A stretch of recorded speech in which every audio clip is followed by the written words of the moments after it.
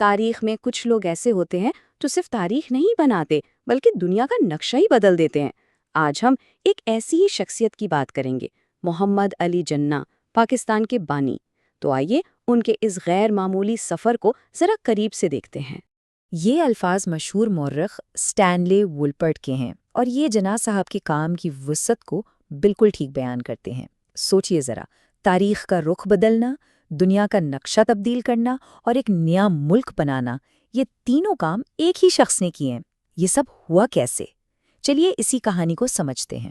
اپنے سیاسی کریئر کے شروع میں محمد علی جناح کا جو کردار تھا وہ شاید بہت سے لوگوں کو حیران کر دے۔ وہ ہندو مسلم اتحاد کے سب سے بڑے علم برداروں میں سے تھے۔ ایک ایسا وقت تھا جب وہ دو بڑی قوموں کو جوڑنے کے لیے دن رات ایک کر رہے تھے۔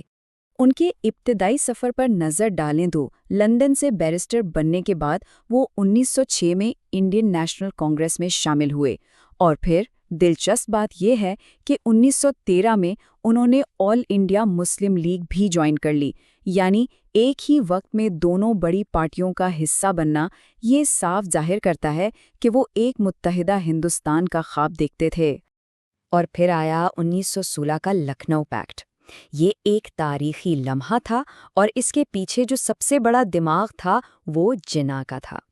اس معاہدے کے ذریعے حکومت میں ہندوؤں اور مسلمانوں کی نمائندگی کا فارمولہ طے ہوا اور دونوں جماعتیں ایک ساتھ کام کرنے پر راضی ہوئیں۔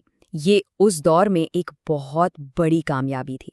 ان کی کوششیں اتنی کامیاب تھیں کہ سروجنی نائیڈو جیسی بڑی لیڈر نے انہیں ہندو مسلم اتحاد کا سفیر کا خطاب دیا۔ یہ لقب اس وقت ان کی پہچان بن گیا اور ان کی متحدہ ہندوستان کے لیے لگن کا ثبوت تھا۔ لیکن تاریخ ہمیشہ سیدھی نہیں چلتی۔ جناح کے کیریئر میں ایک بہت بڑی نظریاتی تبدیلی آئی، ایک ایسا موڑ جس نے بر صغیر کی تقدیر کو ہمیشہ کے لیے بدل کر رکھ دیا۔ تو یہ تبدیلی آئی کیسے؟ دیکھیے، اس کی شروعات 1920 میں ہوئی جب انہوں نے کانگریس کی ستیہ گرہ مہم سے اختلاف کرتے ہوئے استعفیٰ دے دیا۔ پھر ناکام گول میز کانفرنسوں سے مایوس ہو کر وہ سیاست سے ہی دور لندن چلے گئے، لیکن لیاقت علی خان جیسے لیڈرز نے انہیں واپس آنے پر قائل کیا تاکہ وہ بکھری ہوئی مسلم لیگ کو دوبارہ منظم کریں اور مسلمانوں کی قیادت کریں۔ یہ ان کی واپسی ایک فیصلہ کن موڑ ثابت ہوئی۔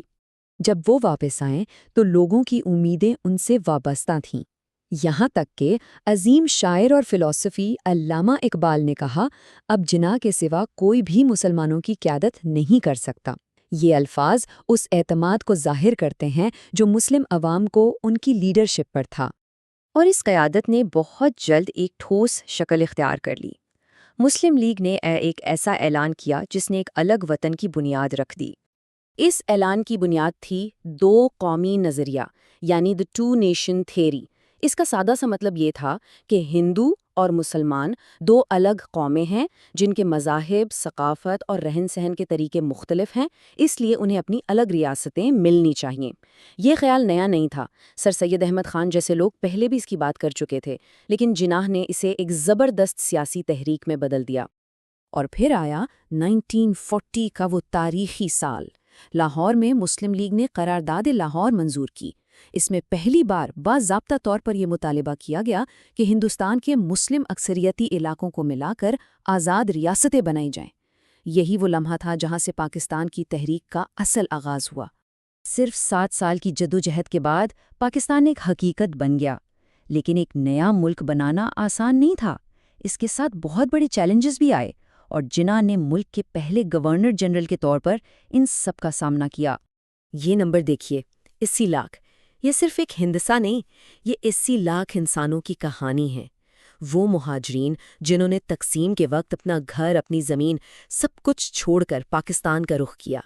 یہ دنیا کی سب سے بڑی ہجرتوں میں سے ایک تھی۔ اس بحران کو سنبھالنا، ان لوگوں کو بسانا، یہ سب جناح کی قیادت میں ہوا۔ اور یہ 1 روپیہ یہ کیا ہے؟ یہ محمد علی جناح کی ماہانہ تنخواہ تھی بطور گورنر جنرل۔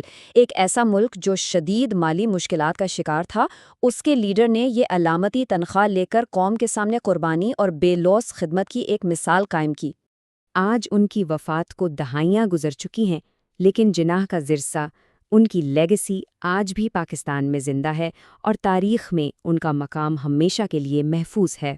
پاکستان میں انہیں صرف ان کے نام سے نہیں پکارا جاتا، انہیں انتہائی محبت اور احترام سے قائد اعظم یعنی سب سے عظیم رہنما اور بابائے قوم یعنی قوم کا باپ کہا جاتا ہے۔ یہ صرف القابات نہیں بلکہ قوم کے جذبات کا اظہار ہیں۔ پاکستان بنانے میں جناح کا جو عزم، ان کی جو سیاسی سمجھ بوجھ اور ان کی جو اتھک محنت تھی، اسے بے مثال مانا جاتا ہے۔ ایک وکیل سے ایک قوم کا بانی بننے تک کا ان کا سفر واقعی غیر معمولی تھا۔ آخر میں محمد علی جناح کی زندگی ایک بڑا سوال چھوڑ جاتی ہے کہ کیسے ایک شخص کا ویژن، ایک شخص کا ارادہ لاکھوں لوگوں کی تقدیر لکھ سکتا ہے۔ ان کا سفر ہمیں یہ سوچنے پر مجبور کرتا ہے کہ لیڈرشپ میں کتنی طاقت ہوتی ہے، وہ طاقت جو تاریخ کا رخ موڑ سکتی ہے۔